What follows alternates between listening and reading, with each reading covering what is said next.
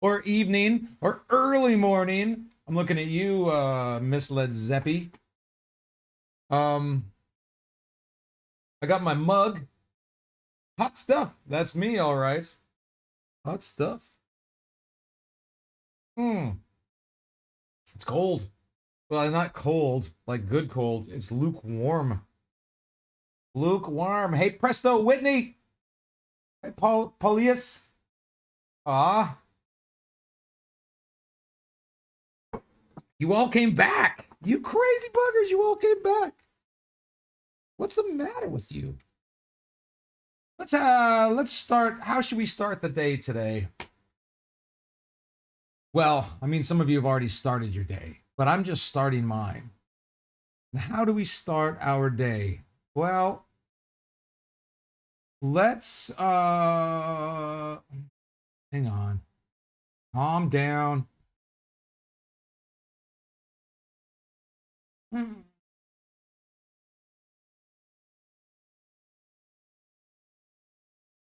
Aha. Aha, aha, aha. I'm opening up a scene file right now that we're all gonna love. What up, Rushback 99? So let's start with, let's talk a little bit about intention. Some of you might know it as motivation, let's say. And I do get asked on occasion to speak to groups of people. This is the weird thing. To speak to groups, not large groups, 3 or 4 people. Sometimes there are larger groups than that, but if I am speaking to a large group, it's usually mandatory that they have to listen to me. I like that. But I do talk a lot about, like, people ask me talk a lot about motivation. Yeah. Now, I'm not, so weird having my face up here. I am not a motivational speaker, but I do play one on Twitch. I hear a lot. Well, let's start with this concept. And some of you have been with me for a while and heard me talk about this kind of stuff. Hang on, I'm gonna keep talking. You guys can all hear me, right?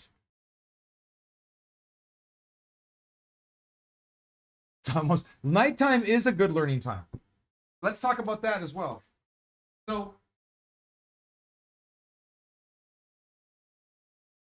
get a lot of people that are new to animation, right?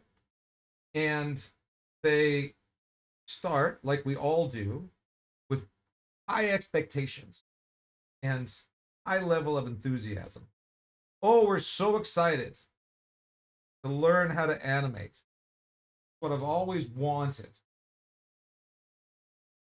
You know the feeling? And excuse me for 1 second while I speaking of my pancreas. Come on, pancreas. Snap to it. So, young people, some old.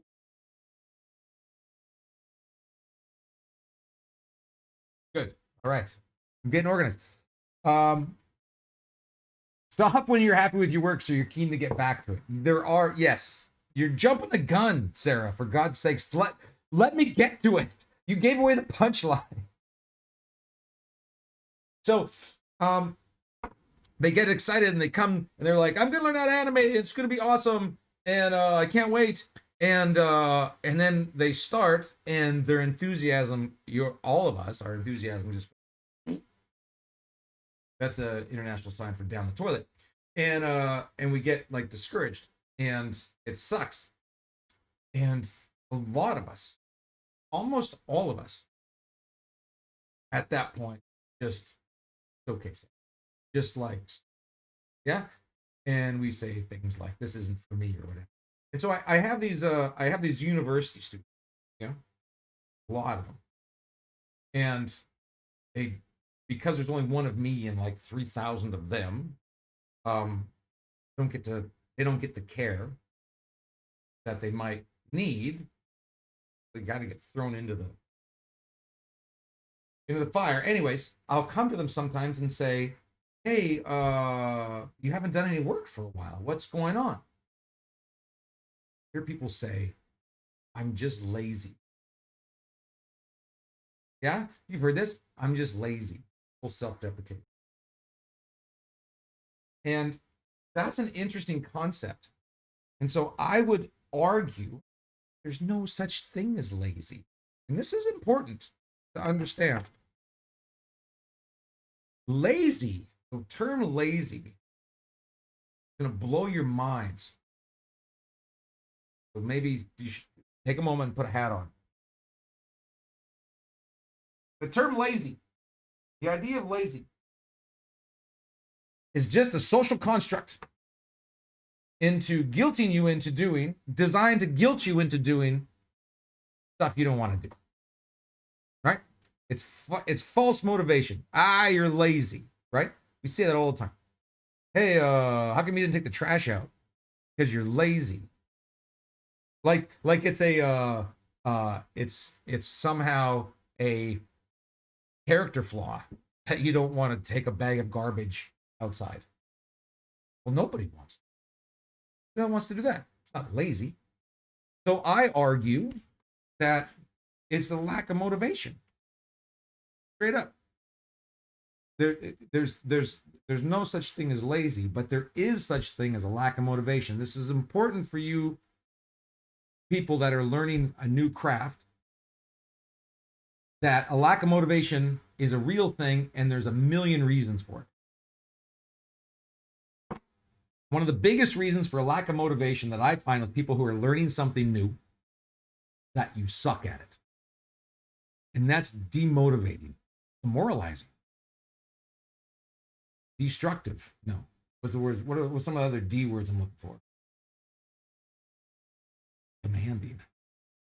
Anyway, so I get a lot of people coming to me and saying, like, with just an enthusiasm gap, and they say, how do you stay motivated? So I think the first step is to understand what's actually going on. And what's actually going on is that you're losing hope that you'll ever be good at something that you want to be good at. And then you look at people who are good at something and you just assume they've always been good at it. Yeah? And that's hard. So I had somebody say to me not too long ago, say, is self-doubt just part of the process? And I responded with yes. Not only is self-doubt a part of the process, self-doubt is a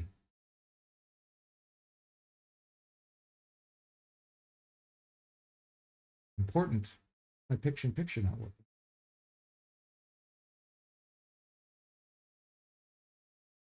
Okay, picture. Self-doubt is a important part of the process.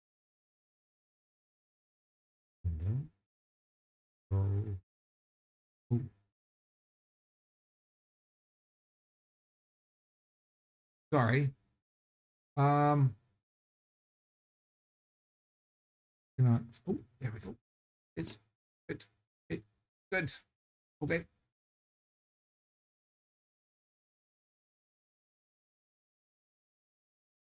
Here I was on a roll and then I had to go and ruin it. The reason why self-doubt is an important part of the process of learning anything. I'm not just talking animation. I'm just talking learning anything. Because what self-doubt means is that you've now developed a value system on good and bad. So let's use animation as an example. So you look at animation, and you watch movies, and you go, "That's really great," and you play video games, and you go, this is really great, and and the art attracts you, and all of it attracts you. You're like, oh, I'm a person who's desperately wanting to express myself in other ways. And I think all of us have a desire to express ourselves in other ways. When you talk to people who aren't necessarily in, I won't say creative industries because I think that's a little too broad, but I would just say in who aren't working in a field of self-expression or any expression. You talk to them and you say, what would you like to do more than anything else? So many people say, I'd love to write. I'd like to write more. We keep journaling. We all have this, like, I have all these thoughts. I have all these things bouncing around in my head. I can't get out. We go to therapy and we get it out there sometimes. Reciprocated because we're paying someone to reciprocate it and help us sort through it. It's a wonderful experience. And so I think all of us are sort of longing to express ourselves in different ways. And so us here, we get drawn to this medium. We see animation and we see things move and we see things that are colorful and we see stories and we get drawn to it. We this is the way we want to express ourselves. And we come into it with all of these great intentions, and then we suck at it. Before we suck at it, though, we don't know we're going to suck at it. We don't know anything about it. We're just excited. We don't know the difference between good and bad animation, right? Which is wonderful not to know, because then you can just pretend that if you wanted to, you could be good at it. And so a lot of us don't even try because we don't want, subconsciously, we don't want to find out that we're actually not good at something that we think we'd be great at. So we'd rather believe that we have soul and that we have the ability to be meaningful and all these things. We'd rather just sort of pretend. Every once in a while, somebody will pick up a guitar. Yeah. I like to ask this to a lot of students. I say, like, who here has ever tried to play guitar? And like everybody in the room will put their hand up. And I'll say, who still plays guitar? And then everybody puts their hands down. Maybe one or two people. And guitar is a dumb instrument. It's hard. You got two hands going, that hurts your fingers. There's lots of things done with it. And you pick it up and go, maybe this is something I could do. I would really like to do it. It's really exciting to me. And so you pick it up and you try it and you go, oh, damn, I suck at that. And you put it down. But then you see somebody who can play it. And I keep a guitar sitting at the desk. So whenever I feel terrible,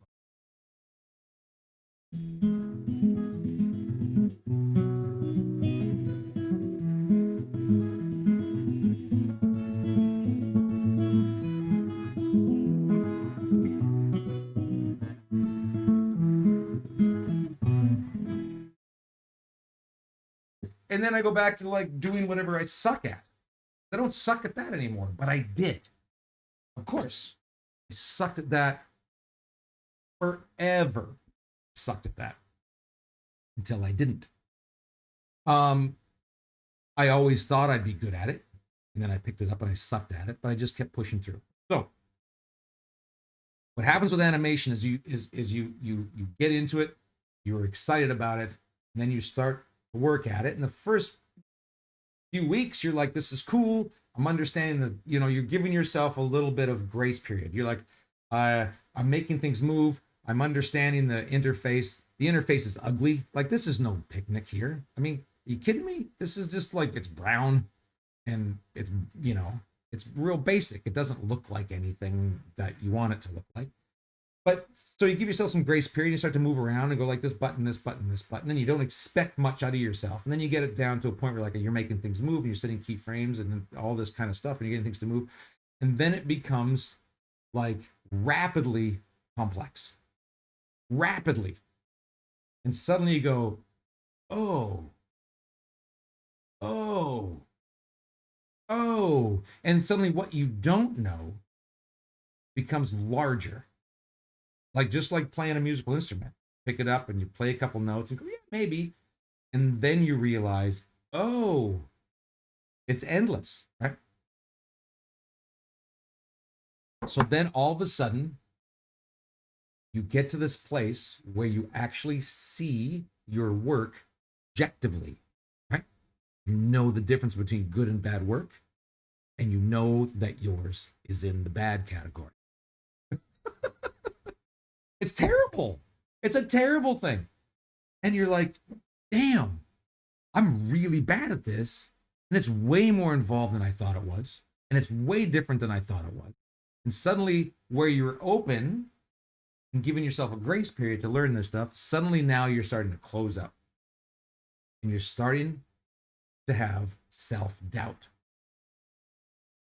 Totally natural. Why wouldn't you?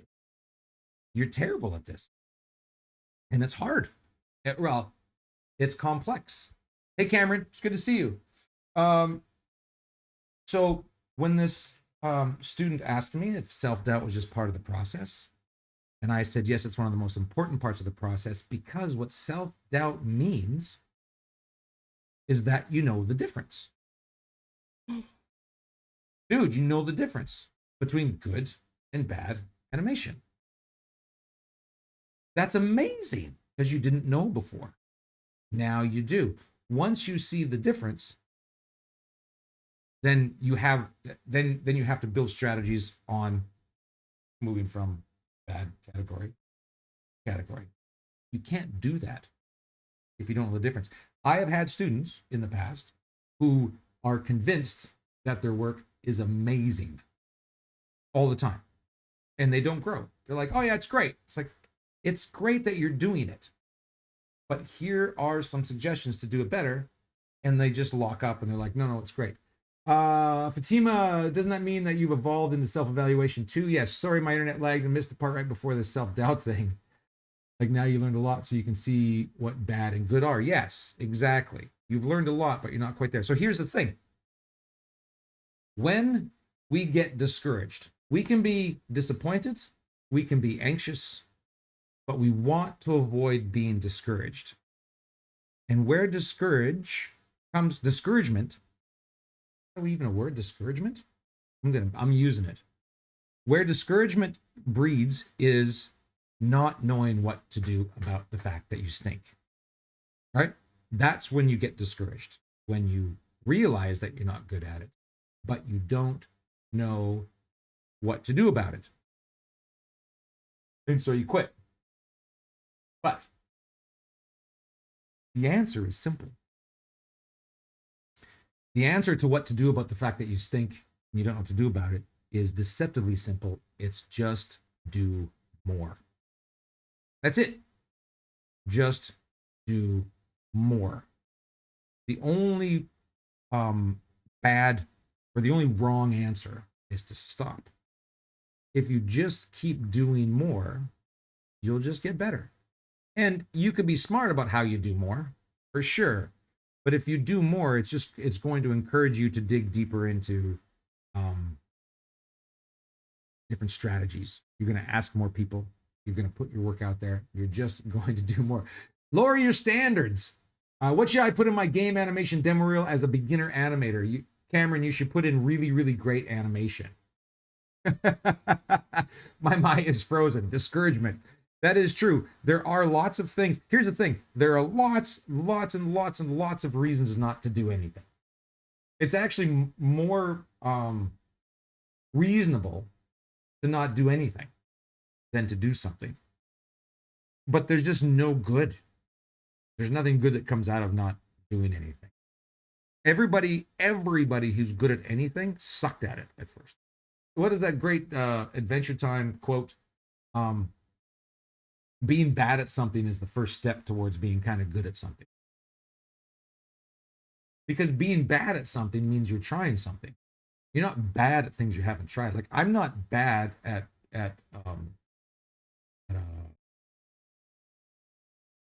well, I'm not bad at skydiving. I've never done it.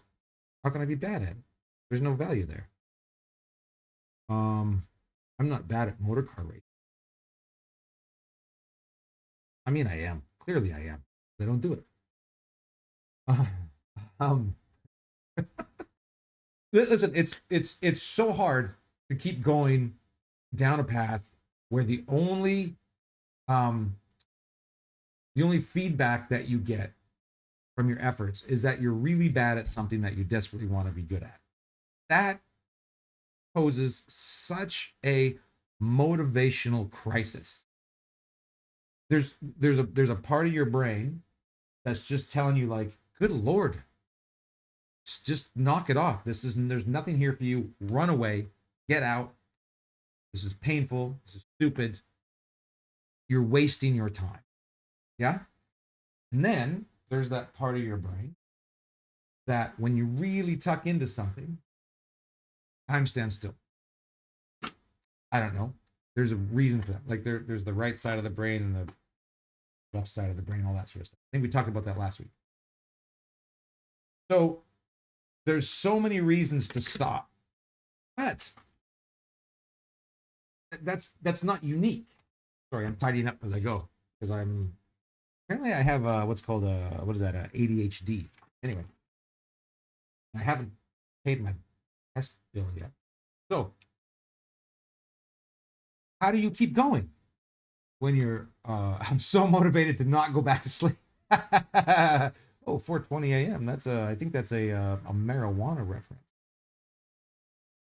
So how do you stay motivated then when it's really, really hard? Well, for starters, don't beat yourself up about it. It happens to everybody. You're not unique. You're not lazy. People who excel at their particular craft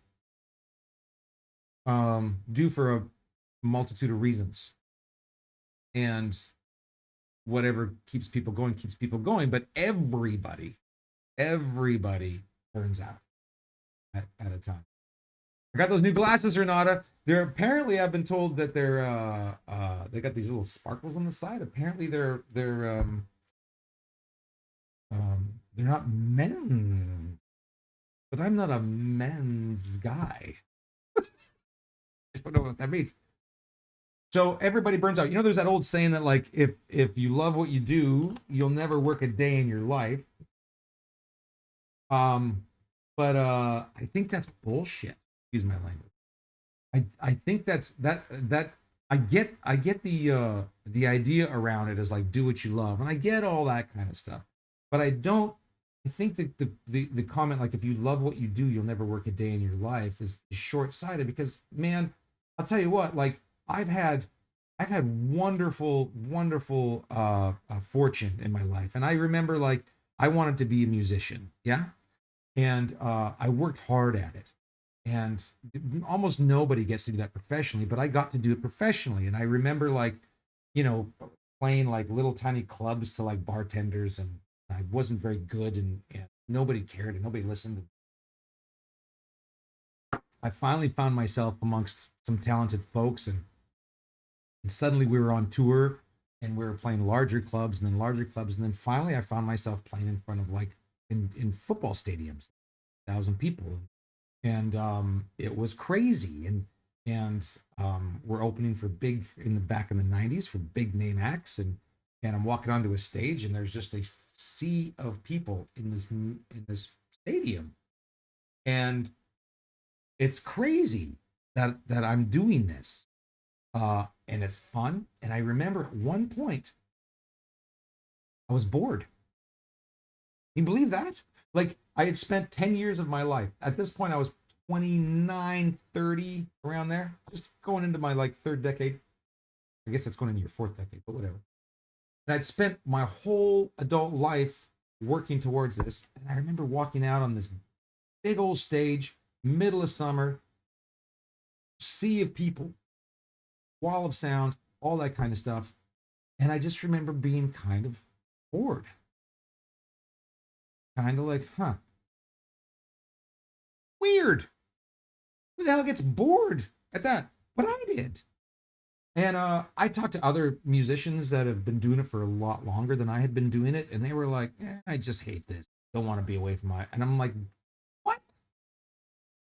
And then so I realized, like, right at that moment, I had this epiphany that it's not it's not the um, it's not the responsibility of my job or my career to show me a good time, to fulfill me. And to go a little more existential with that, it's not the responsibility of my life to fulfill me. Yeah? It's not, my life doesn't owe me anything. Your life doesn't owe you anything. It's not a thing that owes you something. It's the literal opposite. It's your responsibility to show your life a good time. And I have found myself working on big motion pictures. Like, again, I started at the bottom. I went back to school when I was 33 years old. I was like, damn, this is sketchy. I was bad at animation, crazy bad. I was in a class of 27 people. I finished 24th, like very, very bottom. It was terrible. I was now 35 years old, unemployed, couldn't find a job. I had an infant son and a toddler daughter, and life was grim. And I just leaned into it and just kept working and working and working. And I worked and worked and worked. And 5 months after I graduated, I landed my first job on Garfield, which was amazing. And but I then I found myself climbing and going further and further and further. And I found myself in New Zealand working on like these blockbusters, working on Avatar and all these blockbusters. And I just remember the same thing of like, what am I doing with my life? What? That's crazy to think that. But it happens to all of us, because there you are in this job, and it kind of loses its sheen. And again, we're looking for ways to express ourselves. So everybody feels it. So that's the first thing to think about when you don't feel like doing something. Don't fall into this idea that you're lazy. Don't. You're not. You're unmotivated. Of course you're unmotivated. Why wouldn't you be? You suck at something you don't want to suck at, and you're not getting better very fast. So yeah, that's no fun. And chances are you're never going to get better. I mean, no, chances aren't that you're never going to get better, but there is that fear that you're never going to get better. And we do this sort of thing in the sort of quote unquote creative industries. We tell ourselves, we've created a narrative as a people that, well, I'm just not creative. Oh, it's just not for me. I just wasn't born creative. People do that with music, with art, animation. I had somebody say to me one time, well, you're just lucky because you were born talented. I'm like, what? Well, that completely, that's insulting. Like, you're completely disregarding all the sacrifices that I've made and all the hours I've put into this by saying like I just had a gift. I didn't have a gift. Let me think. I mean, yeah, I get it. Like, I had a decent childhood and good family and support and all that kind of stuff, and that's a gift. But and that allowed me to have some semblance of self-esteem that I somehow thought I could do this kind of thing. Changed path at 30. Dude, I changed paths at 33. And it was great. It was a great decision. Presto. So it doesn't matter about the age, doesn't matter. It just doesn't matter. I'm like 78 years old now. You know what? I bet some of you that are in your early 20s probably believe me. So the next thing you could do, first, just realize it's not a big deal. You're just unmotivated. That's not a problem. So how do you get remotivated? Well, do something quick and simple to remind you that you're good at stuff. So I'm left-handed. This is my left hand, although I think here it's my right because it's mirrored. But I mouse with my right hand. And yeah, Sarah, good. I mouse with my right hand. And then I can draw with my left. So I like to do these stupid little sketches. So I just keep a little book beside me and I do this. Right? Just dumb stuff, but it's scratching another, it's just broadening. The creative process is the same across the board. I keep like I showed you earlier, I keep a guitar sitting beside my desk.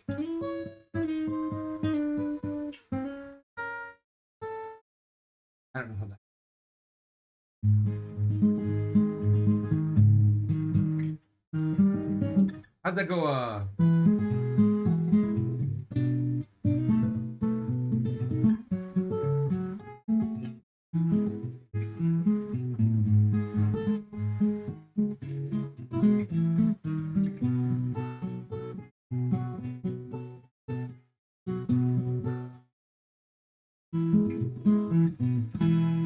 And then I put that down. So just, I don't mean like your guitar being fine. General Grievous, are you stealing my guitar? Um, so yes, it gets scarier the older you get changing paths. There's no doubt about it. Presto, it is scary. Absolutely terrifying. My classmates, which were all young 20 somethings when I was 33, I was the oldest by 10 years. There was some 17, 18, 19. There was one other student in there that was 23. But they used to say that I had an unfair motivational advantage, being that I had mouths to feed. I had children, and they were right. I had a certain sense of urgency. I did not squander that education at all. Here's a funny thing that happened years later. After I'd gotten some success in the industry, no one was more surprised than me. My school invited me back to give the keynote address at their graduation. Now they only asked me once, which sort of tells me it must have stunk. But anyway, the introduction, I remember, from the head of the animation department at the school was, he said, very generously said, because Mark was one of our all-time best students, it's no surprise that he's also our most successful. Something like that. No, it was exactly that. And so then I stood up and said, just as a caveat, I wasn't one of the best students. I actually finished at the bottom of the class, but I appreciate the gesture. So then I went on and gave my little talk and said, you can do it. Whatever I said. Woo! And then the head of the animation department got back up and said, in my defense, Mark, that was me, I said you were one of our best students. I did not say you were one of our most talented. That was brilliant. That was an important distinction. There's a difference. Yes, I wasn't talented, not in the least, but I didn't care. My former partner in crime once told me, she said, I'm really impressed by the fact that you don't seem to care that you suck at stuff. You just do it anyhow. And I said, what? Of course I do it any. What do you mean? And she said, well, you just try new stuff all the time and you're oblivious to the fact that you're bad at it. That seemed crazy to me, just fundamentally crazy. And she said to me, like most people would say, I really would like to write, but every time I put pen to paper and try to write, it's bad. And I said, well, of course it's bad. You have to practice writing. And she said, no, I don't want to practice. I want to be good at it now. So people don't do it. So anyway, next thing you can do, realize that just doing more is the way out of your motivational slump. So do really, really short pieces of animation. I cannot stress this enough. So many students that I've worked with, they will bring a piece of animation to me and it'll be 300, 400, 500 frames. This is going to be so difficult. Suck at it, but I'll keep trying new stuff. Do it anyways. Yes. Kirsty. Woo! Yes. It's nice to see you.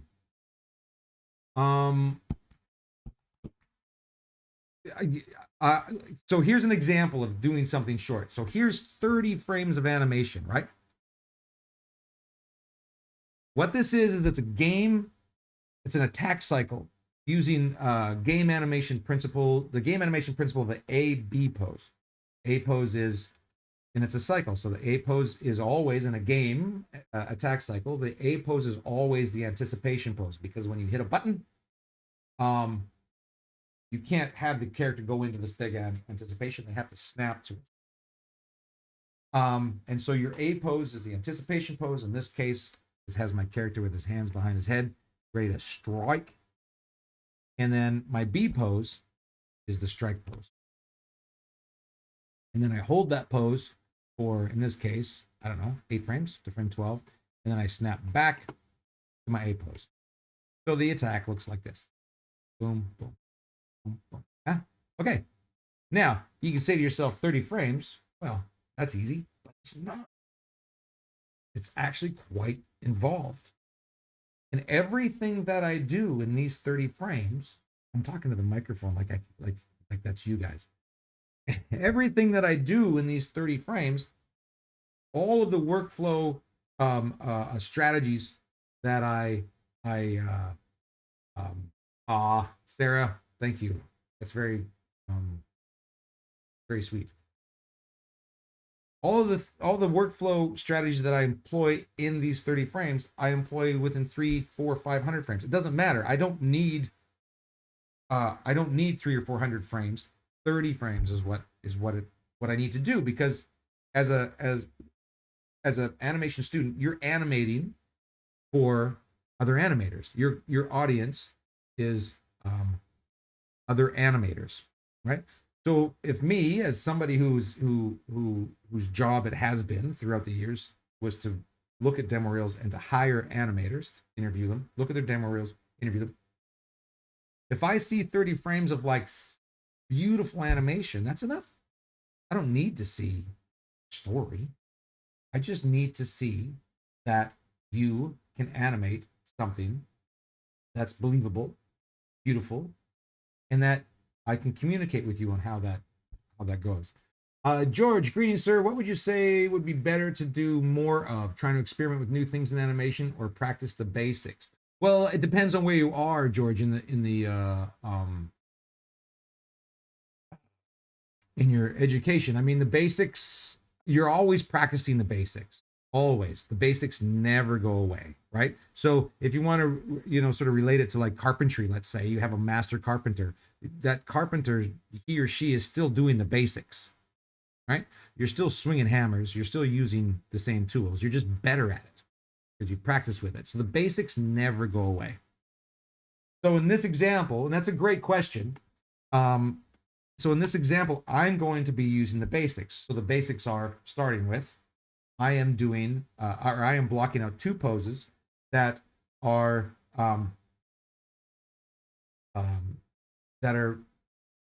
adhering to the principles of good posing and good animation. So if I look at this, I look at my 2 poses, I'm doing a strike. Now, I could just do a straight behind and straight forward, and I see this a lot where everything's just straight across the chest, straight across the hips, that sort of thing. I see that a lot of people. I'm standing up just so you can sort of see the whole thing. You have to see the whole thing. But I see that a lot where I just get this straight on the camera sort of thing. Everything's just sort of straight. And the animator is only animating over typically the rotation X, where we're just bending over. Right? And we're just exploring a single channel. I don't want to do that. I want to explore the full 3D space. So, and I do have a reference on this, but I don't know where it is. Find it, but I don't want to take the time. I did shoot some reference. So when I'm blocking out, or sorry, when I'm shooting my reference, I'm thinking about setting up my initial poses to help facilitate overlapping action, because overlapping action is gold. That anytime I have the opportunity for overlapping action, I'm going to take it because it's just better. So when I go back to do my reference, I twist. I get everything going. I want to get a stretch, I want to get a compression. In other words, I perform my reference like I'm going to be animating this character. I don't even have to do the move. I'm just looking for the poses. So if I twist it this way when I come down, it gives me the opportunity to explore all of my rotation channels, to explore all 3Ds, not just 2Ds, not just 1D. I want to explore all 3Ds. So when I come down, I can twist and I can get like this shoulder back and forth. And then I can also get some overlap, get some drag, all the different rotational orders. So my initial poses are very, very important. I'm thinking of my initial poses in my reference. I don't want to just shoot reference and go like, bang, something like that, right? Which I see a lot of. And because I work with people who are new to it, when you're shooting your reference, you got to think dynamic. You got to think like an animator. Like I over my reference often, like if I'm referencing like somebody who sneezes, I do all this. I'm very, very overly demonstrative because I just want to see it all, and I can tone it down a little bit. Do you ever deviate from the initial plan of what you set out to do halfway through the scene? I find sometimes half or 3/4 of my way through my scene, I feel the action of what we care. Yes, Simon, I do that all the time. Is this a sign of bad planning? No. So have to be flexible. So I'll shoot reference, then I'll start to block it out. I'll go through blocking it out, and going through that process, you'll get a new idea, or you'll deviate. You'll go somewhere that's like, oh, I think that'll be better. So it's not uncommon for me to go, oh, wait, then shoot reference again, idea, and I keep part of my animation there, but then there's this new part that is stronger. Yeah. And again, it's the same thing with writing or making music or creating anything. The actual process, the doing, is going to get you something that you couldn't have done if it just. So there's a lot of times I like to write stories. So I start writing a story and I develop these characters. I'm writing, all of a sudden one of my characters, it's the weirdest thing, but I've heard other writers talk. All of a sudden one of my characters does something and surprises me. That sounds weird. And I've heard other writers talk about it on writing symposiums and heard other writers talk about exciting things. The character that you developed writing does something. Like, yes. And that's weird because in your thoughts, they're not going to do that. Sort of controlled environment. But as soon as you start the process, telling their story, surprise you. Get somewhere where you never thought you'd get. The same thing when I'm recording music, song idea. I start to lay it down. I start to different instruments on it or change it. All of a sudden, I get something that doesn't sound anything like I thought it was going to deviate. Allow myself to deviate from idea. I like to always think about don't be so focused on the idea that you are blind to that's unfolding in front of you. Go with it. Let it go. Let it just explore it. And with animation, Jesus, you got Control Z. Not even Control Z. It's just Z. You can back out of in. So why wouldn't you try something?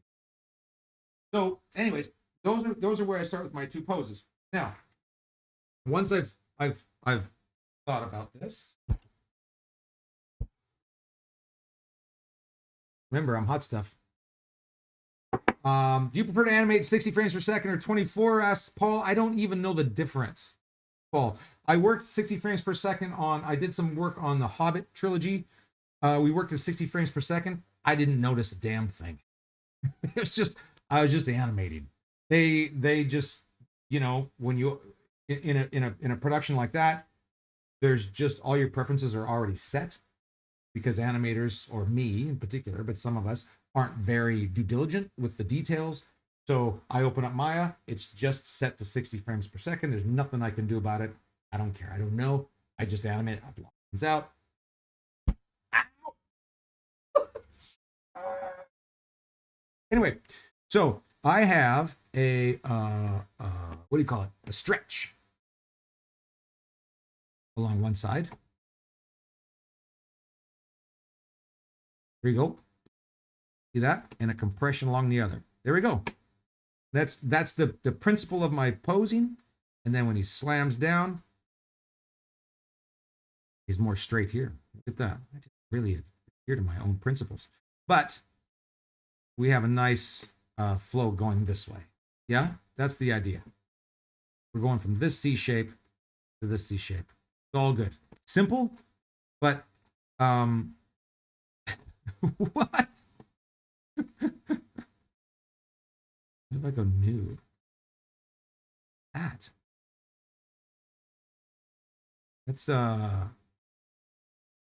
some of this fun. Ooh, my goodness. I tend to have some bad luck with the grease pencil. I'm using a MacBook. Maybe that's the problem.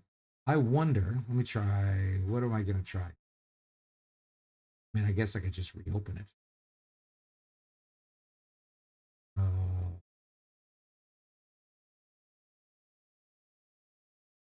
Interesting. Huh. And I was on a roll.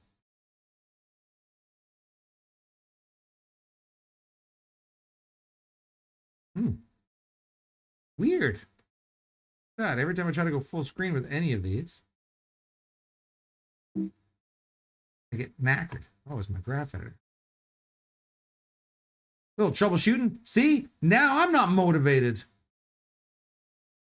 Okay, now I have my two poses, and they're my extreme poses. I always do Control Z. So next, now what I like about this style here of animating is that instead of having 30 frames of animation, I really have I have 4 frames here and I have 4 frames here. And these bits in the middle are holds. So now I have two 4-frame pieces of animation. It's wonderful.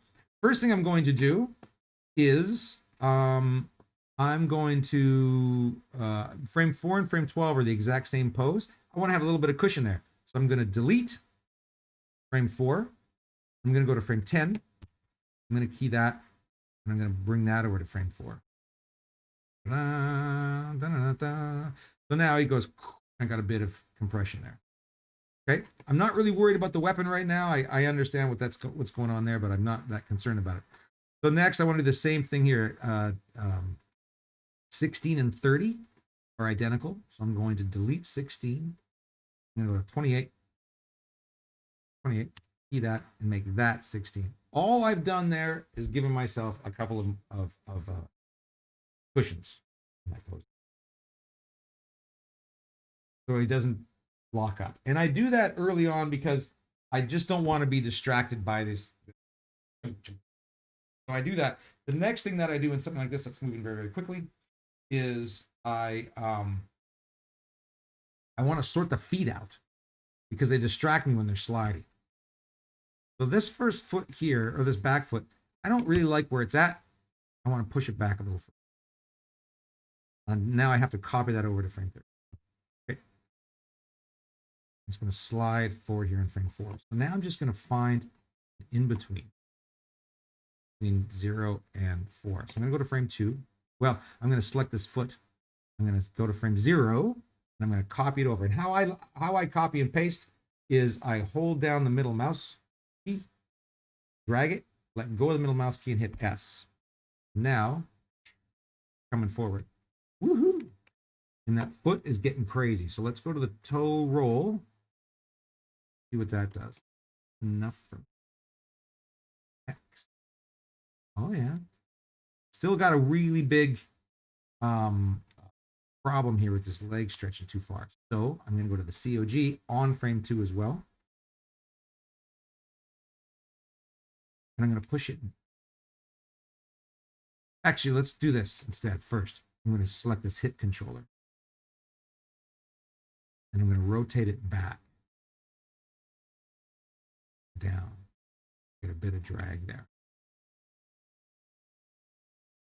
COG. Back. Bring it down a little bit. And then, oh, that's the, where's the knee? Okay, the knee's in a good spot. Now let's see about this toe roll again. There we go.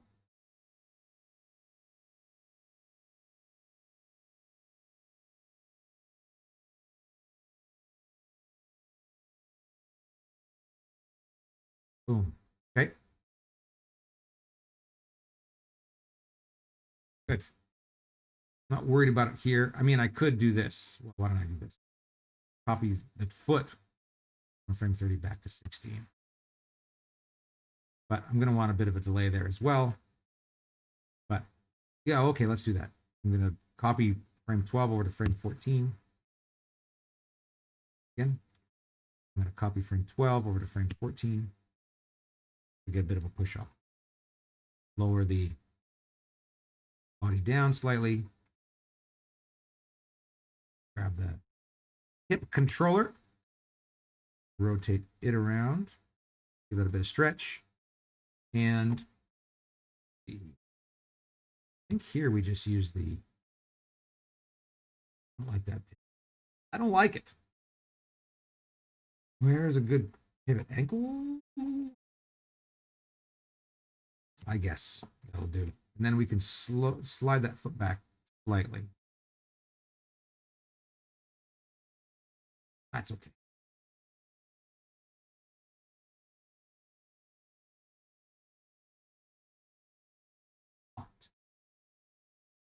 No drifts. 30. There we go. Okay. Starting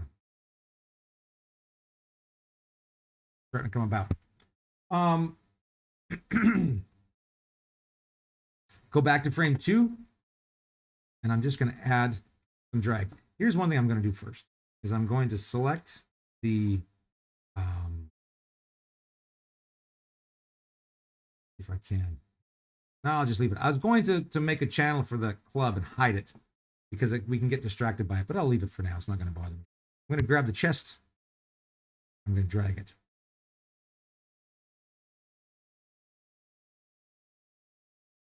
And I'm going to have the chest come in. I'm going to extend it a frame. I'm going to offset it. I should extend it, but offset it.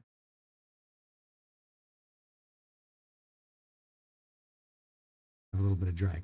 So if I do that, I need to do that with the hips as well. I keep those two lockstep. So I'm going to offset the hips as this is coming down for drag. Overlap. Get that hip coming in a little bit later as well. Now there's all kinds of detail in here I can start to look at. That's, you know, getting there's this thing up here that I can use for overlap. I ignore all of that stuff for now. First, just want to get the broad strokes in, and I don't want this to get too messy. You can already see it's gotten a bit messy because I've offset something. That's a little bit dangerous, but it's okay because, you know, I still have control of this thing. I have this rig set up, this constraint set up, so the weapon is controlling the hands. George, I think Blender is wonderful from what I've seen. I don't use it. I've never used it, but it's free, and I see people doing wonderful things with it. I think it's great. I'm going to have this club come down, hit the ground. Also on frame. Let's see. What about frame 6? That look like? I think that'll look good. I'm just going to the middle here and just bring it up. And the club's is a whole other mess to deal with. But for now, I'll just get like 3 positions, and you can see very quickly. Boom.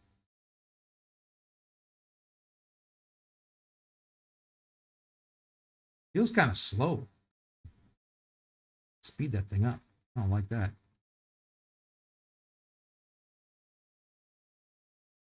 There you go. Then when it hits, I can give it some detail, and I wouldn't do it straight away because even though I'm doing it straight away. Just because I don't want to get lost in the details too early. I can do a little bounce there. It can also be, as it's bouncing, I also want to be translating it forward.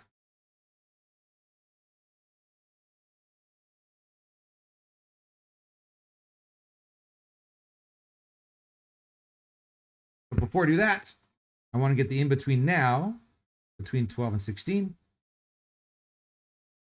2 frames in here. I'm going to, let's see, I already messed with the COG a little bit. I like to push the COG down. Knee on this leg looks crazy. There we go. This, the what do you call that? Club. I'm going to keep it on the ground. So I'm going to copy frame 12 over to frame 14. Yes! Ooh!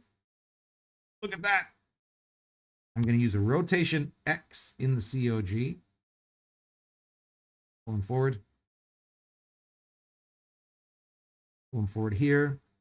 Grab the hips. Again, I'm just looking at this as broad shapes. So I'm looking for a stretch along one side, compression along the other. Always looking for those C shapes. I've got a C shape here now, or at least I'm trying to. And that'll be a good contrast with the C shape here.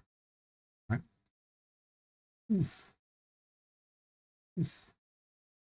It really, really helps to make sounds. Oof. Oof.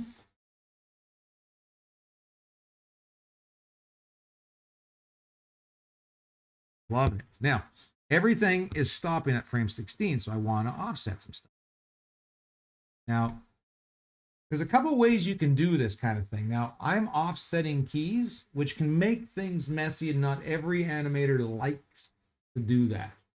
And that's fine. There are other ways I can do, or I can work through this, which is just setting poses for everything, and that works too.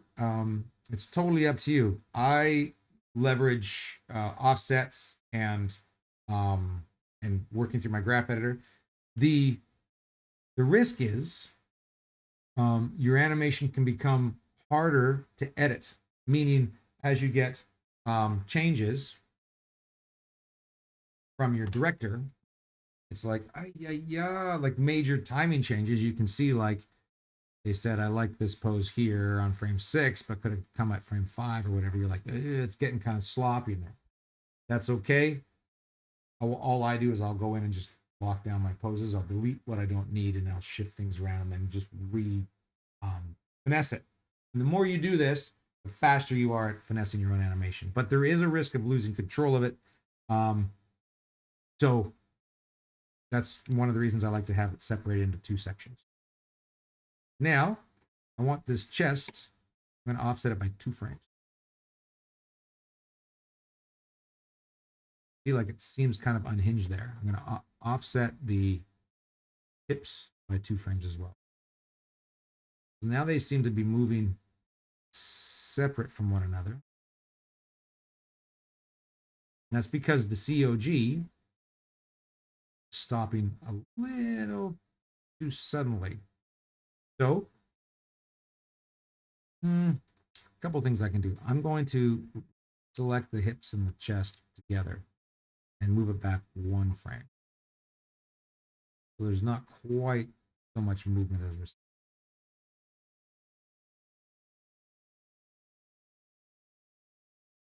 And then in the COG, I'm just going to, here on frame 50, I'm just going to add a little more bend in the rotation X, and I'm going to offset just the rotation X. So now I'm offsetting keys inside of controllers. Oh my gosh. What a mess I'm making.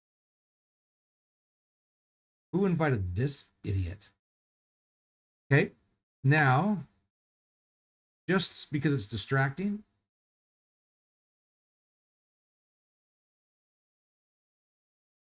he's clubbing himself in the face.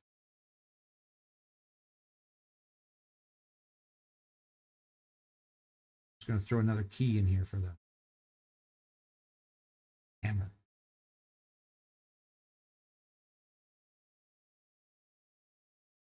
Nope, I don't like that at all. I want that hammer to slide on the ground.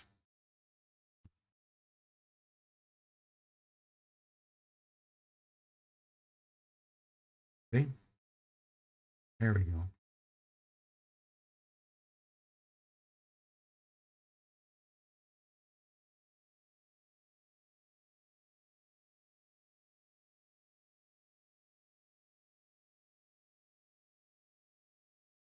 Nice. Not quite there, but we're getting there. So this is how I start blocking it out. Is it dangerous to animate when your brain isn't fully awake? If I did a bad animation due to sleepiness, would it be demotivating? Well, anytime you animate anything, you run the risk of it being demotivating. Um, here's what I'd say to that, Sarah, is just don't set yourself up to fail.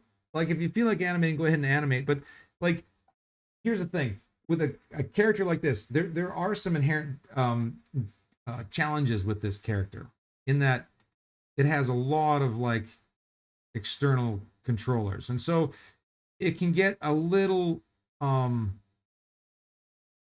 if you're still relatively new to the process of animating, animating a character like this can get a little difficult because there's all kinds of, or challenging again, I'd say is a better word, because there's all kinds of things to distract you, right? And so you can get kind of caught up in stuff and then lose your way. And so that's why I'm largely sticking to a small number of controls. 1, 2, 3 being the COG, 4 being the foot, mostly just 1 foot because this one doesn't really move, although it's going to have to move a little bit. 5 and 6. So I'm only animating right now 6 controllers. Now, I'll get into more of them as I go, but not until all of this stuff is working. So then you say to me, well, Mark, what do you do next? Well, because these are such short pieces,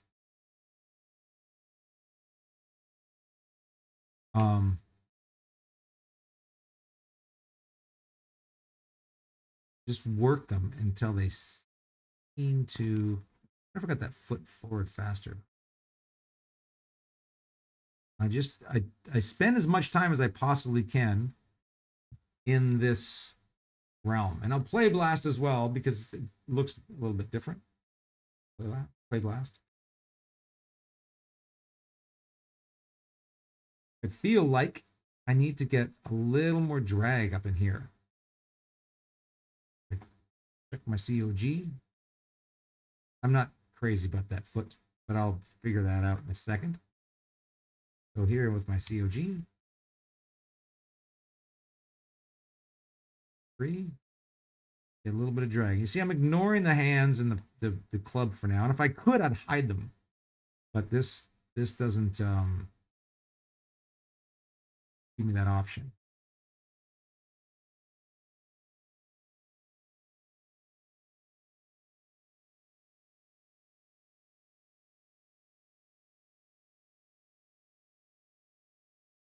I like this pose a lot. So animate something not too technical when your brain isn't fully working. Or do it. It doesn't really matter. As long as you're animating, you're doing okay. There's simpler rigs for sure than this one.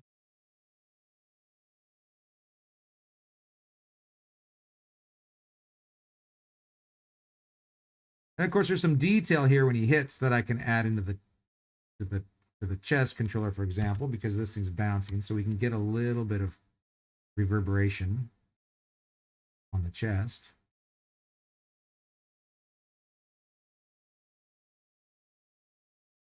I set up a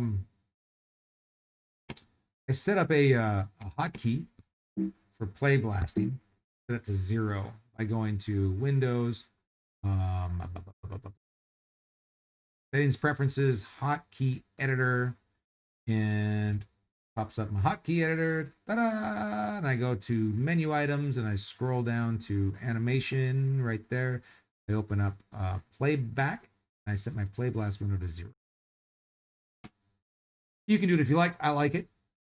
One thing I did here that I want to mention, if you notice I went into the rotation X and added a little bounce down and up that thing. Now you'll notice what I did is I did it on 2s. It goes up on 2s, it comes down on 2s. 2s isn't, that's going to make it kind of robotic. So a fun rule of thumb with that is if it goes one, if you're doing like a little shake or something, if it's going one direction over a single frame, then the next one goes over 2 frames, and just break that up so it doesn't seem quite so.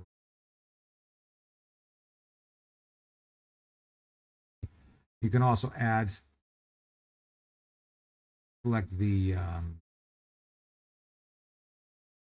what is this thing again? Hips. And we can add a little bit of reverberation there as well. I don't think reverberation is the right word, but I don't care. I'm using it. So I'm going to bring it down here on frame 5. And then we'll pull it up a little bit.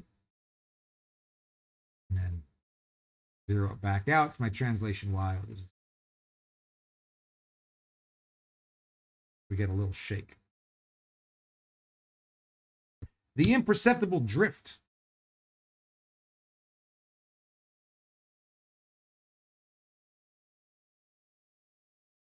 Just that torso, yeah? Just working that torso. Work that torso. Ooh, look at that body. Work out. I also want to get a little more, even though this leg is coming forward, I feel like I'm missing some. And I can over twist it. Look at this. And it'll come back again. Oh, look at that. Exploring all the 3D options. Boom. Look at that little bit of detail. That's going to pay off in spades. Hot stuff, cold coffee. Mm-hmm.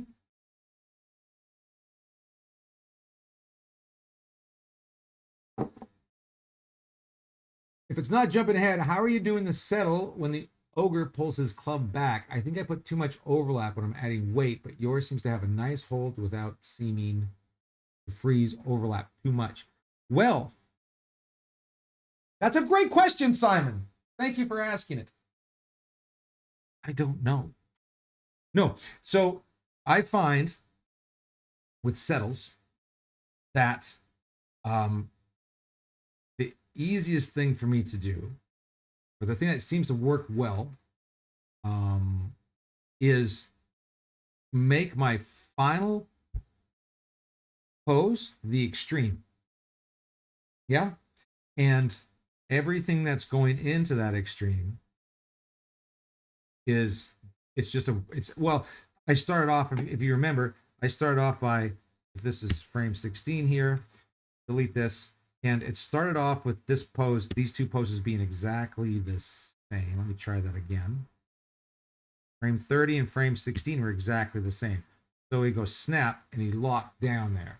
So one of the very first things that I did, once I had those two poses set, is I deleted frame 16, went to frame 28, which is a frame, a pose, I should say. Now remember, and it's important to remember this, every single frame is a pose, regardless of whether or not you've set a key on it. There's still poses, and you are responsible for every single pose.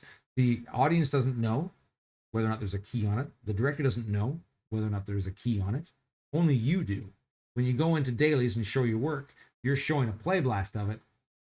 The director isn't going, key here, key there. They're just talking about poses. And if they point out a pose that they don't like, and you go, well, that's not actually a pose. That's like an in-between, kind of like Maya pose. They're all poses. It seems it seems obvious, but it's amazing how many people they get focused on the poses that they've set, which are your key poses, and they ignore the poses that they didn't deliberately set. And sometimes I've heard them referred to as passing poses. Well, that's just a passing pose. There's no such thing. Well, I guess you could say there's such a thing, but there's still poses, and you're still responsible for every single pose. Every frame's a pose. Every pose has your responsibility. That's why it's important to do 30 frames of animation. So now I go to frame 28, which is a in-between between now 12 and 30, right? So we're down to our main, if we go back to where our main poses are, I'm going to back step, delete all this hard work that I did. So once again, oh wait. We go 0, we go A pose, B pose, and there's a hold. Then we go B pose, A pose. And then we want to have some, what's it called?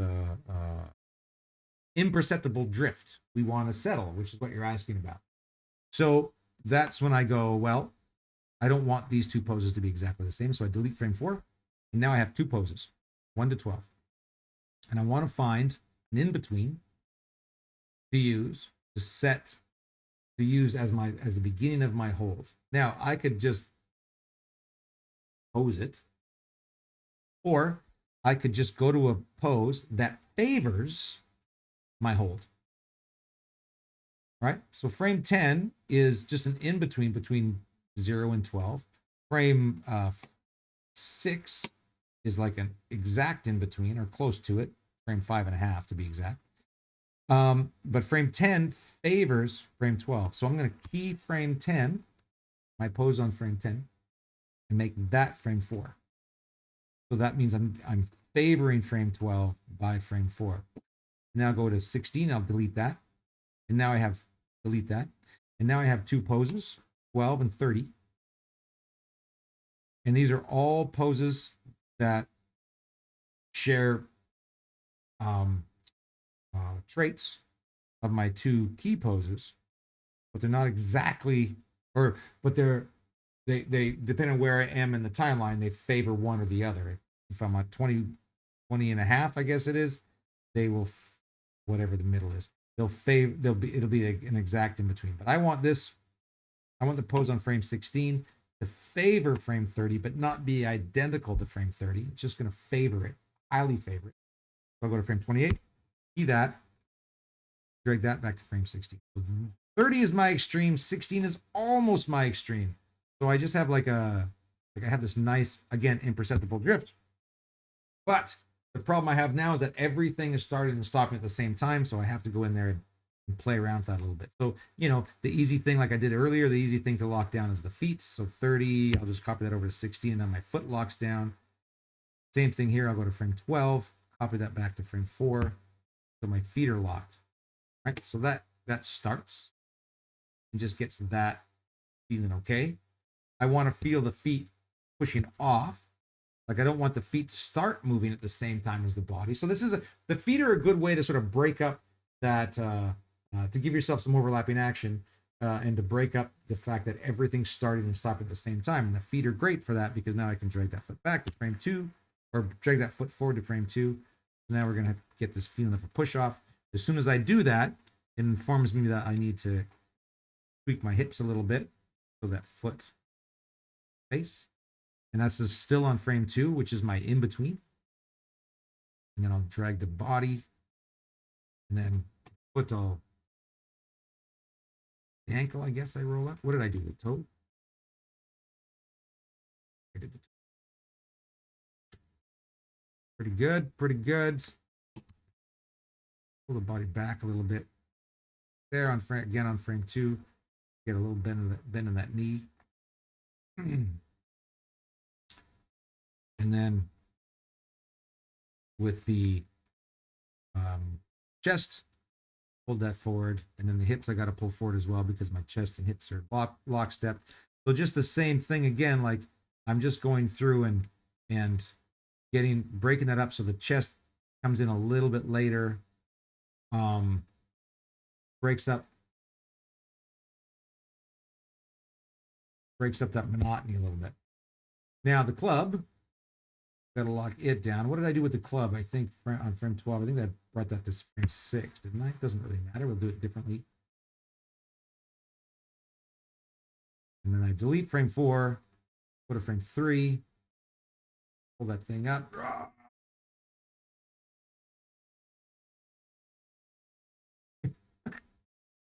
Yeah, I'm okay. Bang, bang. Pretty quickly, I can start to see it. I don't. Excuse me. It's also important to understand that learning how to animate is actually learning how to see, and you're going to start seeing things that you hadn't noticed before. Then the more you understand and the more you see, then the more you can ignore. And one of the big, like, you know, the sort of flip side to learning how to see is also learning what not to look at. There's things we can ignore. So there's lots of details like little bounces and stuff that are distracted, that were distracting to me when I was newer to this. It doesn't distract me anymore because I can see past it. I can just be looking at what's happening here. And so I'm it's like I'm it's almost like I'm making a map as I travel. I don't know what to do in this part until I do this other part. So until I walk around the corner, I don't know what's around the corner. It's genius.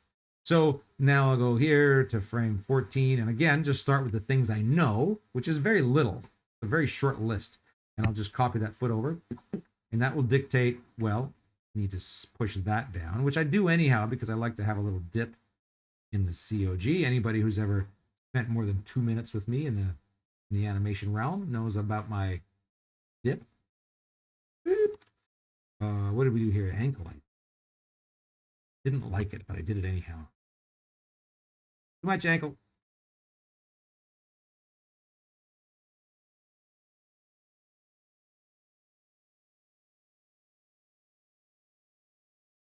There we go. Oh, I forgot to rotate this hip around. All of these things are going to determine where your foot sits.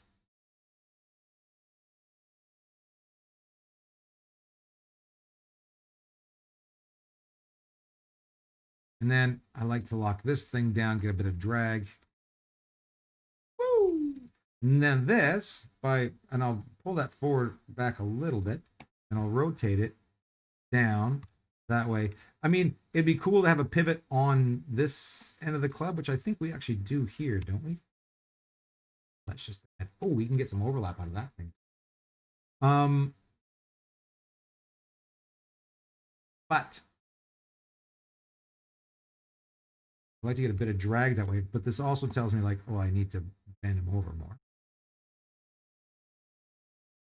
Which means I gotta curl them hips up. Gotta curl them hips up. And then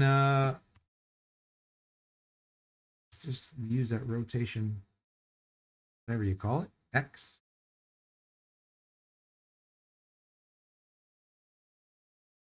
Woo!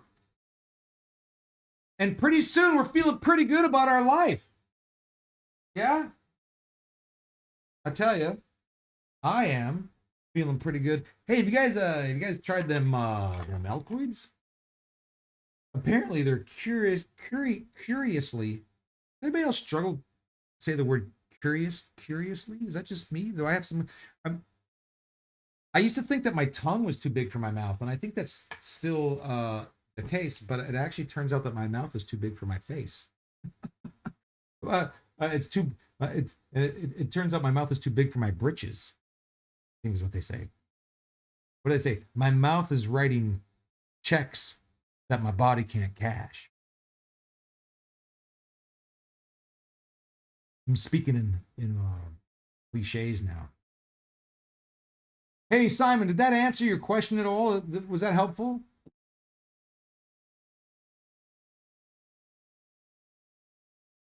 I'm going to say yes. Saniety. Is that how I say that? Saniety is donated $50. Who'd you donate $50 to?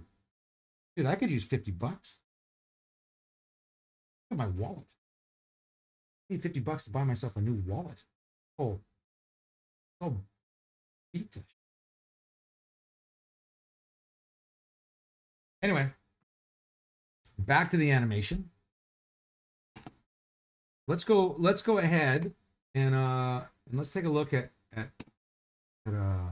well, here's a couple things we can do. We got a few minutes left. It would probably be helpful to does anybody want to see how I set up that constraint with the hands on the club?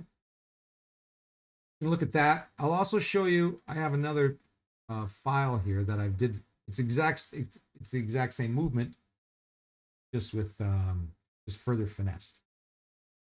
So let's walk through that. Oh, look. This is another thing that's kind of helpful. If I can find my mouse, there it is. This is I gotta turn off this symmetry thing. Display, heads up display, symmetry.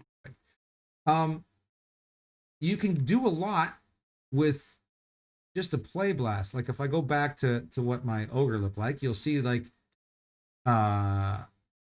it's got like all these jagged lines, sawtooth, they call that, a sawtooth thing, edge. So to get rid of that, we hit this button here, which is the anti-aliasing button, and it smooths those edges out. You see the difference? Off, on, off, on, off, on. And then this button over here gives us a, it's called ambient occlusion, I think. But what that really does is it gives us these soft shadows. I also create a plane, polygon plane, and I go into its attribute editor, and I go over to its material, which is a Lambert, and I turn the transparency full on. And then with that ambient occlusion button, gives them these shadows, makes them look pretty sweet. And then I bring in some lights. And the way I set up lights is pretty damn simple, I think. I just well, show lights. Ooh, lights. Sorry, that was a really good sound I made.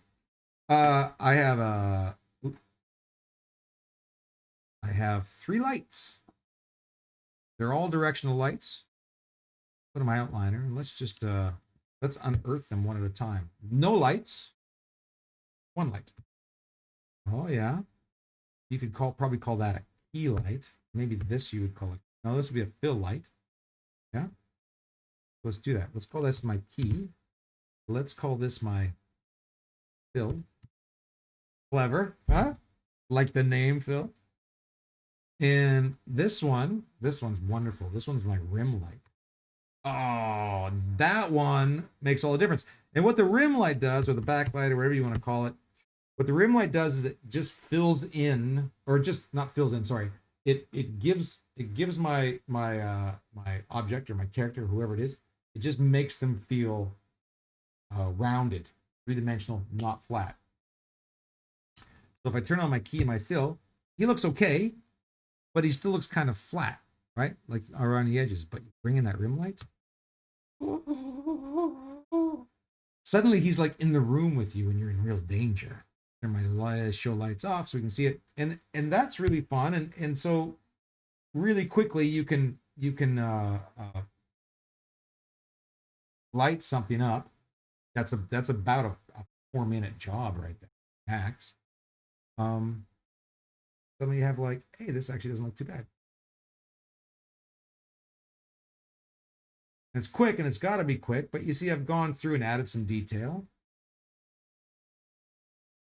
And you can see, remember the last one I was doing, how I had that nice twist and that thing in the hips? I don't have any of that in this one. I didn't do any of that yet. I just hadn't thought of it. But you can see I've gone through and like, I've overlapped the head quite a bit. Got a lot of overlap in these 2 little rocks in the back. Drag, huh? Drag is just another part of overlap.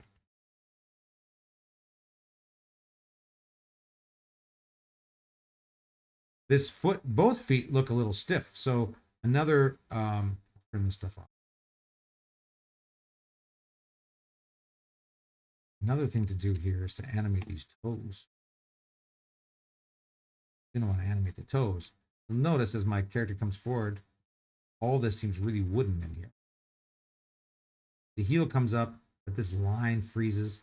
So let's look at that.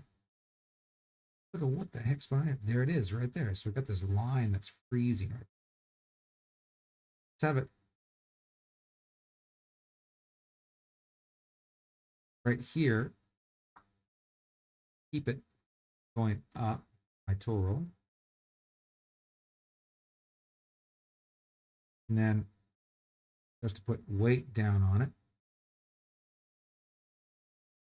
Bring 12. Bring that back down a bit. And then I like it actually kind of bouncing back up right here. Let's key that. And then on 16,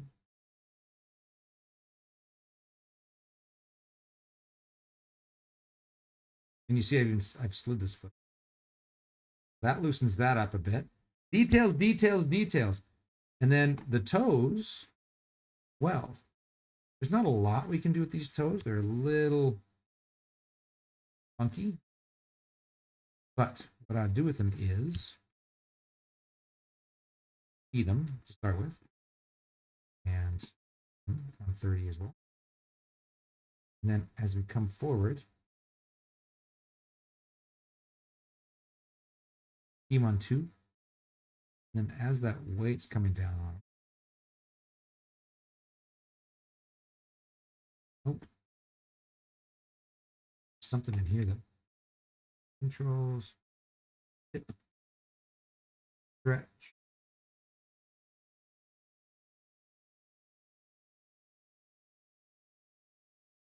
The stretch is a good idea. Like that could have helped me with my foot, getting more out of my foot, but I didn't really do it. You could turn the stretch.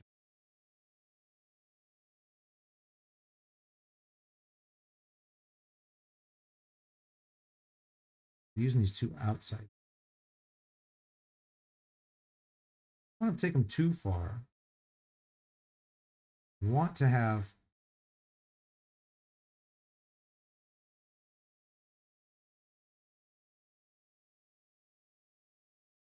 a bit of another stretch here. Compression.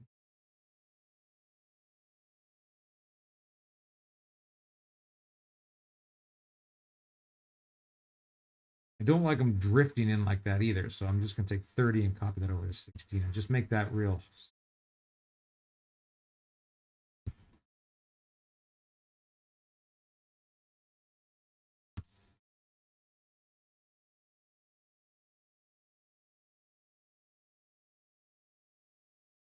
Got this little wiggle.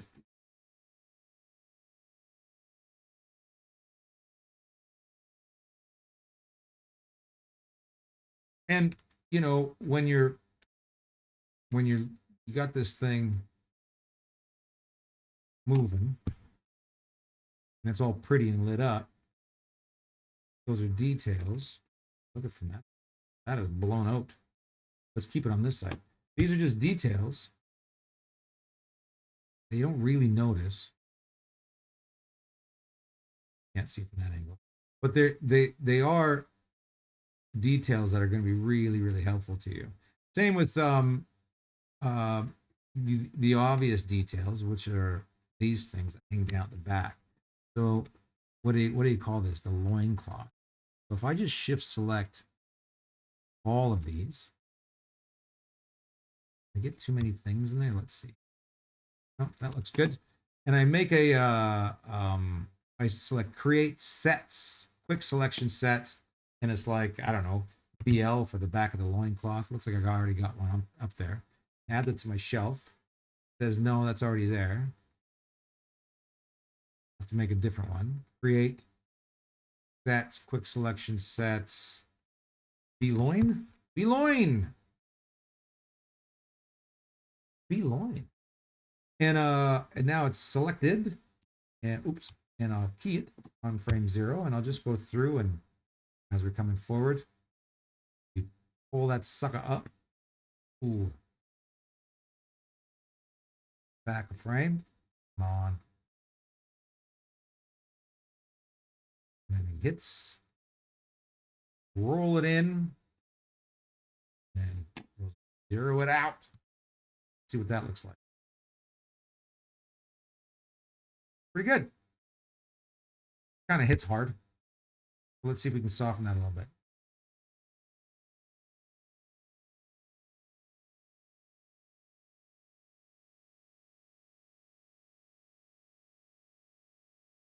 Settle it.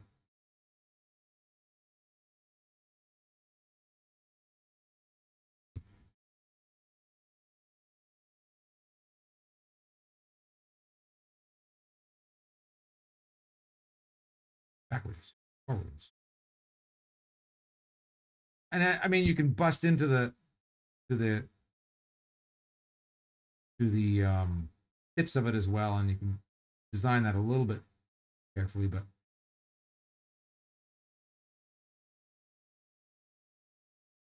up, comes out,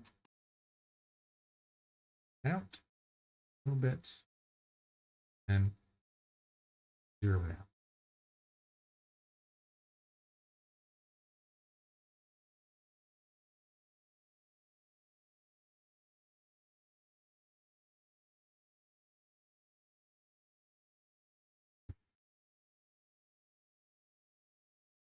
Yeah, you can grab like bottoms.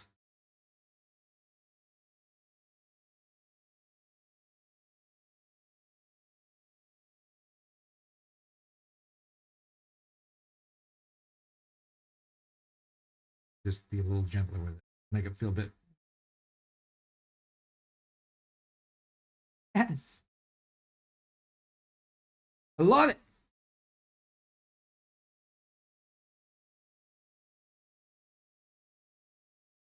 Look at that crazy ogre.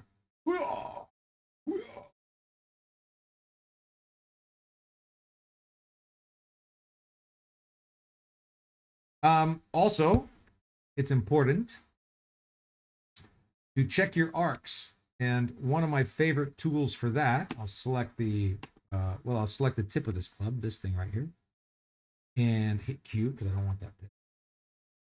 Maybe did it wrong. And then I'll select visualize, create editable motion trail. Now these things can really bog down your computer. They're heavy, but that's okay. Deal with it. And oops, I got to go into show motion trail right down there at the bottom. Now I can see what my axis, or I'm sorry, my club is doing. One good way to do this, I'm going to go back into my outliner because this is a little funky, and it's good to take an overall view of it, but then I'll take a look and say, well, let's just see that motion trail first swing. Dial in my timeline. Now I'll editable motion trail. Oops, I got.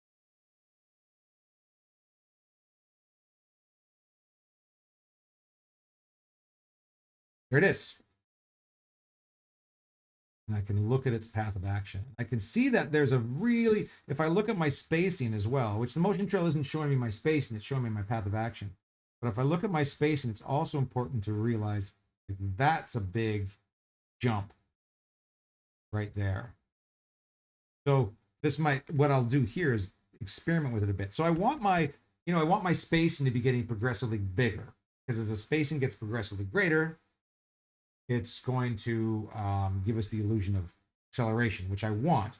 Like what I don't want is I don't want to, add a frame, for example. I don't want to add a frame there, because then my club is going to be getting slower. Comes in. It's going to be going. So if I look at the spacing here, in this frame on 3, in this frame on 4, it's getting bigger, and then 5 doesn't. Is the same, and then this spacing is actually smaller than this space. We don't want that. I'm going to shift this key back to, because I want it to hit on frame 5. But this jump is really, really fast.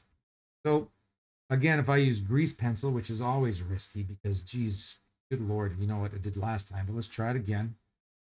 Make sure grease pencil is on. And if I do a little dot,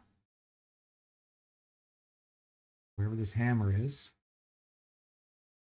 the line, you can see that it's getting bigger, but then this is a big one. It's a really, really big one. So maybe my frame 4 would be a little further.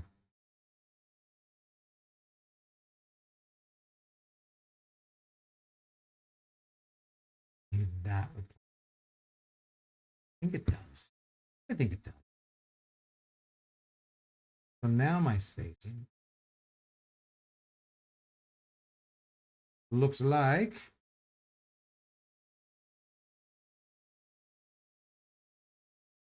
beautiful, little slow out there.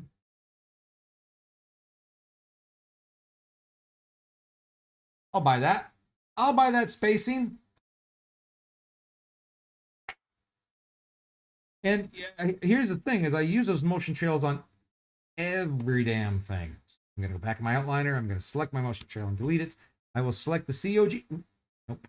I will select the COG, and I'll throw a motion trail on that. And it's a little harder to see. Not at all harder to see. And that's what my COG is doing. Well, that's pretty linear. So if I see that, well, why don't I go into frame 2 here and go this? Just add a little to it. Litty arc. So it's not quite so linear, so you can go up and down. It's small, not a huge change, but it's an important one. And so early on in my animation career, and I was doing quite well with it, and somebody said to me one time, and I didn't really know what I was doing. I wasn't really quantifying it. I just was doing it. It was kind of like I was very abstract about it. I'd crack open every time I got a new scene or a new shot. Every time I got assigned a new shot, I was always like, this is the one that's going to expose me as a fraud. There's always that fear. There still is that fear whenever I get started. I'm like, I don't even know where to start. This is going to be really, really difficult.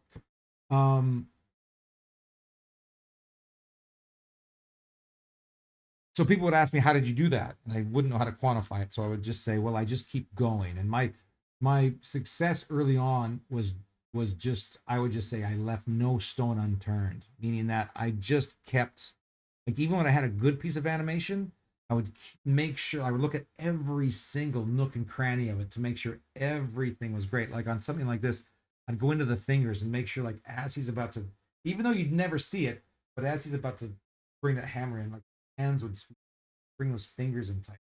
I'd twist. I've built this rig so I can offset the wrists, and I would explore that, and I would animate the wrists and how they twist on the. So much detail. I'll dig into this thing and see if having a little overlap with the club head is super helpful.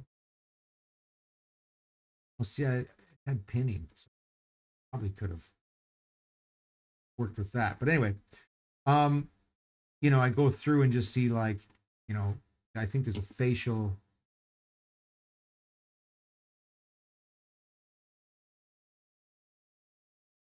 The facial rig in here somewhere. And so I'd explore that, get more of a grimace. And just use all that for overlap.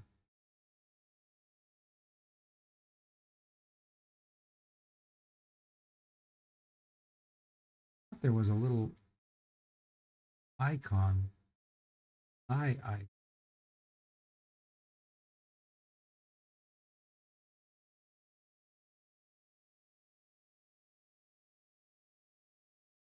pinner. These guys too. Make sure you're animating. Look, I don't have a lot of animation. These things. Use more in there. Clean those things up a bit. Have the base poses. Yeah, so I mean that's kind of the moral of the story is do something short and simple, because the reality is that none of it's simple.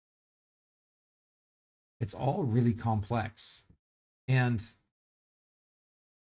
it's good to recognize that it's all really complex, because if you don't recognize that, you just always you're going to be continually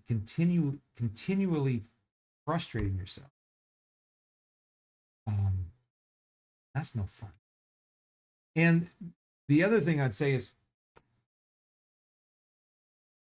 you're never recognize the fact that you're never ever going to be truly happy with your results.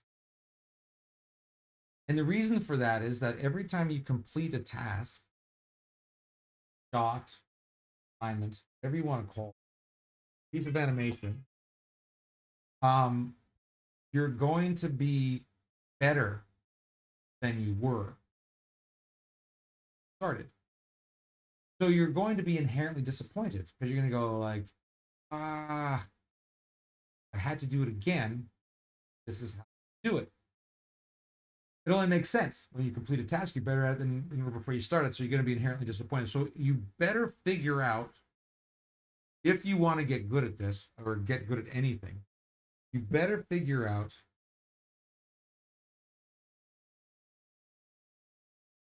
something about the process that, because if you don't enjoy doing, you already know you're not going to enjoy done. So if you don't enjoy the doing, if you don't find satisfaction doing, you'll never get good at it. You'll never enjoy it. Again, choice. Like I said earlier when we started, it's not the responsibility of anything in my life to show me a good time. It's the choice. You realize you're getting frustrated. You realize that you're getting disinterested. And you either throw your hands up, a choice you can make, both in your right to say, I want to do this anymore. Or you look for things about it that you enjoy. It's active. Actively engage, participate in the process. Loving it. Listen, I have kicked chairs. I have slammed my hands down. I have thrown all sorts of tantrums at the hands of Maya. Oh my God! And it just sits there staring at me. Doesn't care, crying and freaking out and kicking and and then I calm down and I try again. That's my process. All right, that brings us to pretty much the end. You guys remember what this is? Anyone? Been pretty quiet. Are you guys still there? Did I get knocked off the internet? Somebody tell me you're listening. Talking to myself. Oh, you there? Kirsty Plectrum always have. Oh yeah. Nope, Sarah. It's a plectrum. Redmond, how are you? It's good to see you. Awesome. That's it. That's me. This is the Q portion of the Q&A. This isn't really a Q&A. Did you use reference for this animation? Just curious. Yes, I did. Closely, let's look at it. So here's kind of a cool thing that you can do in Maya. If I look at my image plane and I say import movie, and then I go into lots of stuff.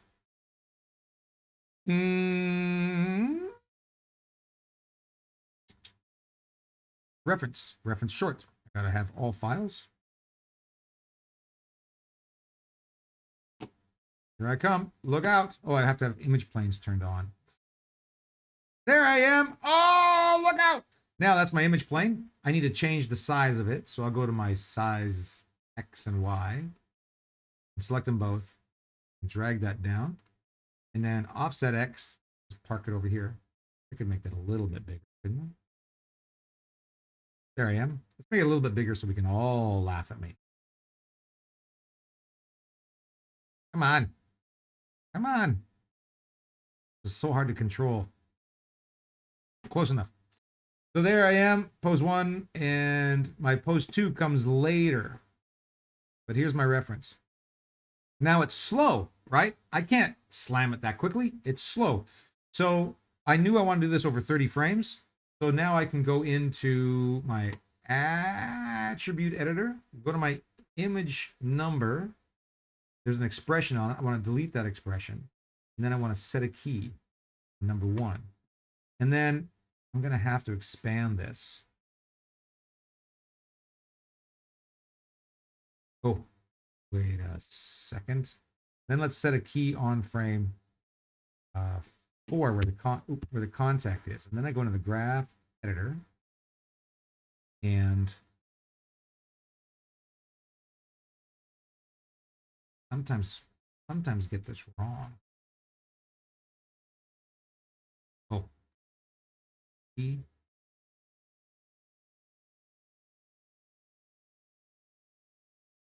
Image number. Oh, happening.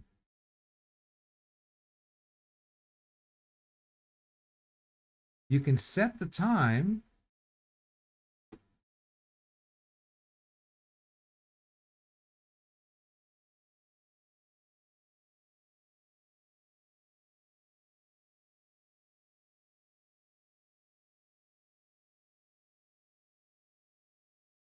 Bring this all up orderly. Which one's the ogre? Oh, Simon! Brutal. Here, undo this for a second. My expression's back. So I want frame, just a broom. I want frame 40 to be on frame 4. I think it's frame in and out.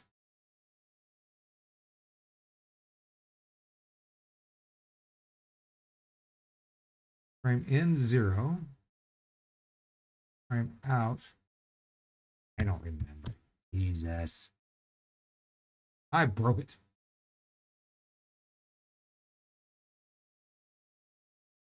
Fed key. Fed key.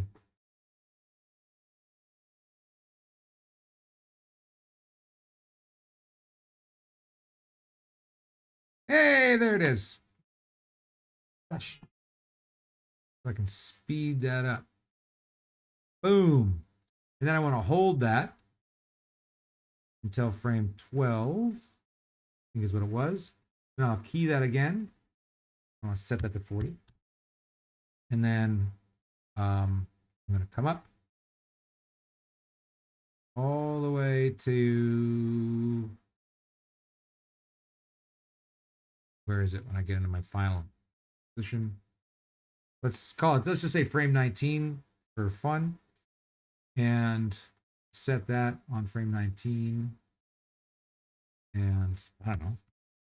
Do that. Oh, not 40. What is it? Maybe 80?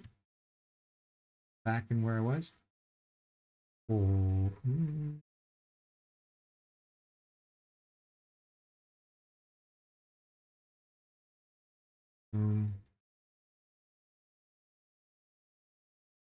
Well, I don't know. It's got me bamboozled.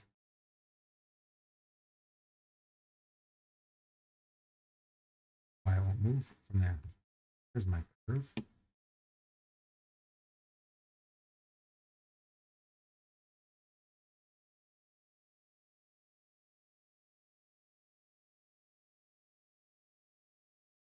Having problems.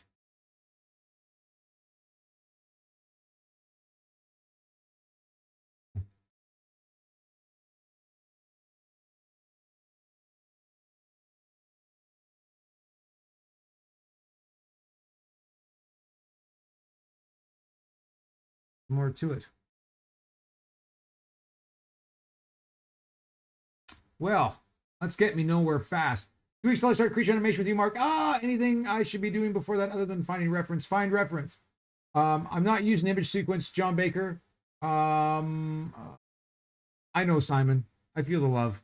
I wish I wasn't so clumsy with retiming my reference. It should be easier than that. I'm wondering if it has something to do with my it's just my output here.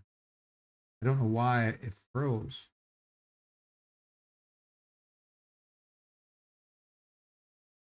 Shouldn't.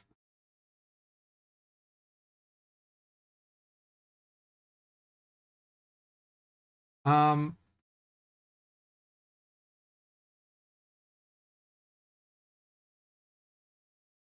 yeah, strange.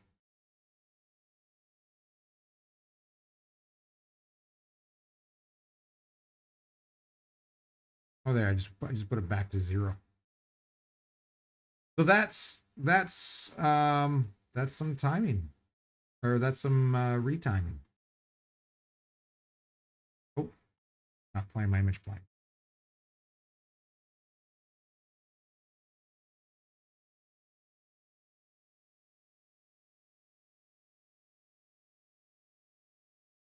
So that's how that works. All right. Sarah, yeah, I would just look at our man Felix Sputnik. Go over some of his tutorials. It's always a good idea to just animate, even if you kind of don't know what you're doing. You know, that's then you're in good company. That none of us do. All right. Thank you, everyone. That was super fun. I hope it was helpful. Um, also, make sure you get up and stretch. Exercise is super good for you. That also, if you want to, if you want to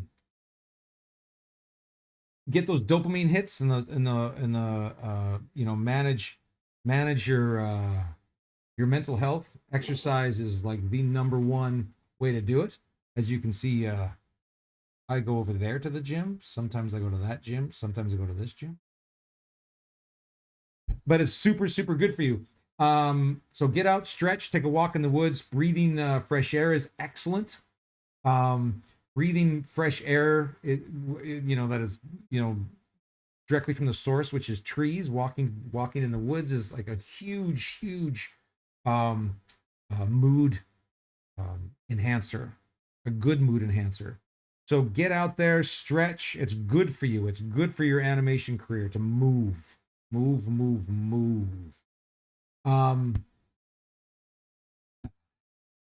all right.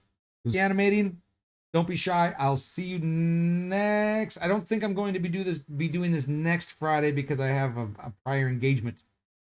But the Friday after that. All right. Later.